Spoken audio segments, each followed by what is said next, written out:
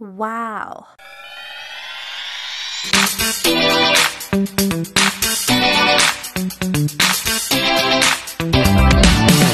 Hello, Vicky Chang Japan. Dito po tayo sa aking garden. Mag-aani po tayo ng kamote. Ayan, natanggal ko na ibang dahon. Harvest na ng kamote. Dahil dapat tanggalin ko ang dahon para makuha ko yung kamote sa ilalim.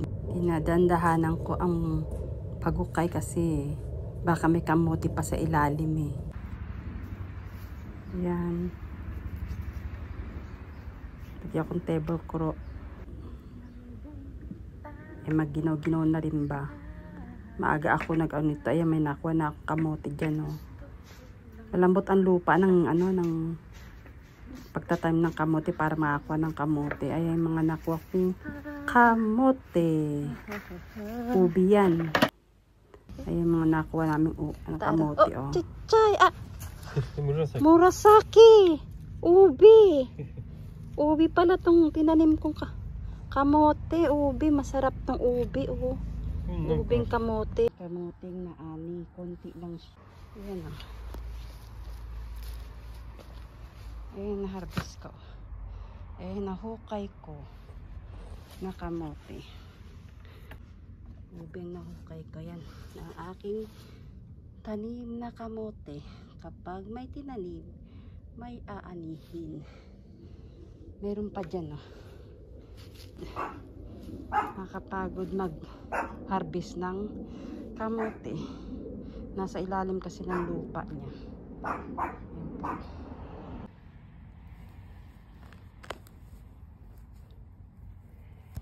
Malaki-laki rin to, oh. Ubi rin to, eh. Ayan ang aming mga na-harvest na kamote. Yan, binalatan ko na yung kamote dahil i-dessert namin ito, dessert. Ayan, may gatas ako. Yung ubi na balatan ko na at nilaga ko na yan. Pinitpit ko na.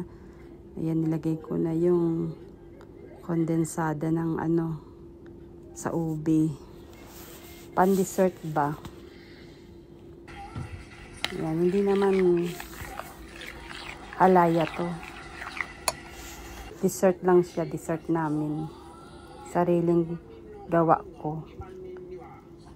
Sabi ko lutuin ko sa gatas na palalaputin ko siya hanggang sa mabuo.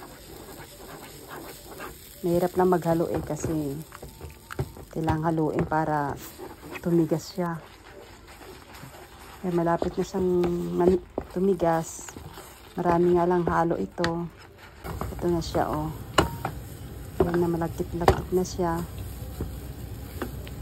Ayan, gatas lang yan sa kanyang kamote kasi yung kamote yung ubi matamis na siya, eh. Sarap kaya niyan. Ayan, lagay ko sa bawat lagyan para kukuha na lang sa rep pagkakainin.